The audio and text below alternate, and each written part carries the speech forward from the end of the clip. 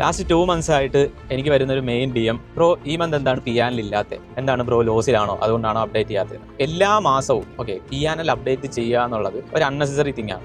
Main reason വേറെ ഒന്നുമല്ല, ഞാൻ ഇനിഷ്യലി ഇതെല്ലാം ചെയ്തിരുന്ന ഒരു വ്യക്തിയാണ്. അതായത് ലാസ്റ്റ് ഇയർ നവംബർ നമ്മൾ സ്റ്റാർട്ട് ചെയ്തു, ഈ ഇയർ നവംബർ വരെ നമ്മൾ പ്രോപ്പർ അപ്ഡേറ്റ്സ് കാര്യങ്ങൾ എല്ലാ മന്തും കൊടുത്തിട്ടുണ്ട്. ടെക്നിക്കലി പറഞ്ഞു കഴിഞ്ഞാൽ ലാസ്റ്റ് 1 year PNL പ്രൊഫൈലിൽ വിസിബിൾ ആണ്. ഞാനത് സ്റ്റോപ്പ് ചെയ്യാനുള്ള ഒരു കാരണം എന്ന് പറഞ്ഞാൽ അത് ലോസിലായതുകൊണ്ടല്ല. ഫസ്റ്റ് ഓഫ് ഓൾ മനസ്സിലാക്കുക, ലോസിലായതുകൊണ്ടല്ല. ഇവൻ ദോ ഡിസംബറിന്റെ നമ്മുടെ പേ ഔട്ട്, ഫണ്ട് പേ ഔട്ടിന്റെ ഒക്കെ ഡീറ്റെയിൽസ് ഞാൻ സ്റ്റോറീസ് ആയിട്ട് അപ്ലോഡ് ചെയ്തതാണ്. അവിടെ പറയാനുള്ളത് ഒരു വാലിഡേഷൻ, അതായത് ആളുകൾക്ക് ഉള്ളത് ഒരു വാലിഡേഷൻ മൈൻഡ് സെറ്റ് ആണ്. അതായത് ഇവൻ ട്രേഡ് ചെയ്യുന്നുണ്ട്, അല്ലെങ്കിൽ ഇപ്പോൾ നിങ്ങൾ ട്രേഡ് ചെയ്യുന്നുണ്ട്, നിങ്ങളുടെ PNL കാണിക്കും. പ്രത്യേകിച്ച് കാര്യമൊന്നുമില്ല. ഇപ്പോൾ എൻ്റെ PNL കണ്ടു കഴിഞ്ഞാൽ എന്താണ്, ഞാൻ ചോദ്യം ചോദിക്കുന്നവരോട് തിരിച്ച് ചോദിക്കുന്ന ഒരു കാര്യമേ ഉള്ളൂ. എൻ്റെ PNL കണ്ടു കഴിഞ്ഞാൽ രണ്ട് രീതിയിൽ എടുക്കാം. നിങ്ങൾ എൻ്റെ മെന്റർഷിപ്പ് എടുക്കാൻ വരുന്ന ഒരു വ്യക്തിയാണെന്ന് കരുതുക, ഒരു സ്റ്റുഡന്റ് ആണെന്ന് കരുതുക. എൻ്റെ PNL കണ്ടു കഴിഞ്ഞാൽ, അല്ലെങ്കിൽ 30,000 മെന്റർഷിപ്പ് ഉള്ള നിങ്ങൾ 1 lakhന് എടുക്കുമോ? First question. രണ്ടാമത്തെ റീസൺ, എൻ്റെ PNL കണ്ടുകൊണ്ട്, അല്ലെങ്കിൽ എൻ്റെ എന്നല്ല ഏതൊരു വ്യക്തിയുടെയും PNL കണ്ടുകൊണ്ട് നിങ്ങൾക്ക് എന്തെങ്കിലും ബെനിഫിറ്റ് ഉണ്ടോ? PNL കൂടെ കണ്ട് നിങ്ങൾ വരുവാണെങ്കിൽ നിങ്ങളുടെ എക്സ്പെക്ടേഷൻ എന്ന് പറഞ്ഞാൽ വളരെ അധികമായിരിക്കും. ഇപ്പൊ തന്നെ നമ്മുടെ സ്ട്രാറ്റജി റിസൾട്ട് കാര്യങ്ങൾ അറിയാവുന്ന സ്റ്റുഡൻസ്, നമ്മൾ കുറെ നാൾ ഫോളോ അപ്പ് ചെയ്ത് ആലോചിച്ച് വരുന്ന സ്റ്റുഡൻസ് ഉണ്ട്. കാരണം റിസൾട്ട് ഓറിയന്റഡ് ആയിട്ടുള്ള ഒരു സംഭവം കിട്ടുക എന്നുള്ളത് ഇച്ചിരി പാടാണ്.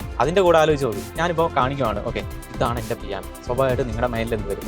മെന്റർ ഇത്ര ഉണ്ടാക്കുന്നുണ്ട്, സോൾവ് ചെയ്യാൻ പറ്റത്തില്ലെന്നല്ല പറയുന്നത്, you can, but it takes time. Validation എന്നൊരു കാര്യം ഞാൻ നിർത്തി. നമ്മളൊരു പ്രോപ്പർ സിസ്റ്റം ബിൽഡ് ചെയ്തിട്ടുണ്ട്, അതിൽ നമുക്ക് ട്രസ്റ്റ് ഉണ്ട്, മെന്റർഷിപ്പ് എടുത്തവർക്ക് ട്രസ്റ്റ് ഉണ്ട്. 10 പേര് വന്നു കഴിഞ്ഞാൽ, അല്ലെങ്കിൽ 100 പേര് വന്നു കഴിഞ്ഞാൽ 100 പേരും സക്സസ്ഫുൾ ആവത്തില്ല.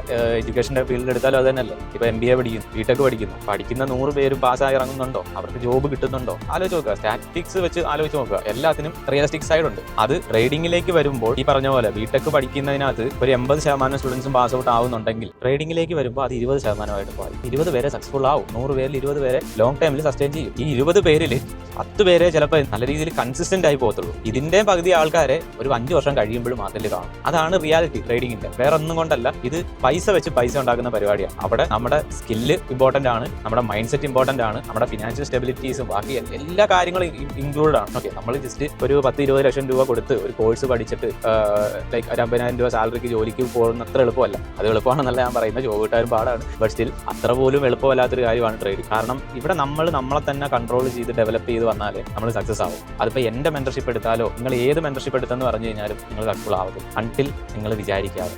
മനസ്സിലായി? അതായത് ഇറസ്പെക്റ്റീവ് ഓഫ് മണി അല്ലെങ്കിൽ പ്രോഫിറ്റ് നിങ്ങൾ എന്ന് ചിന്തിച്ചു തുടങ്ങുന്നോ അന്നേ നിങ്ങൾ രക്ഷപ്പെടും.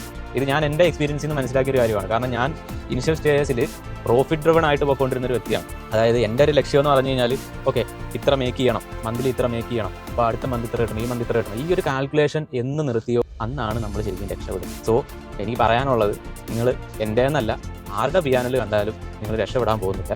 നിങ്ങൾ രക്ഷപ്പെടണമെങ്കിൽ നിങ്ങളുടെ PNL പച്ചയാക്കാൻ നോക്കുക.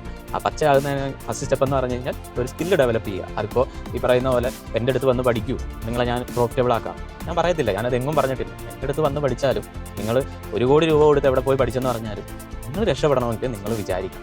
അത് ഓരോ ആളുകളുടെയും മൈൻഡ് സെറ്റ് കാര്യങ്ങളൊക്കെ മാറ്റർ ചെയ്യും. So be in reality.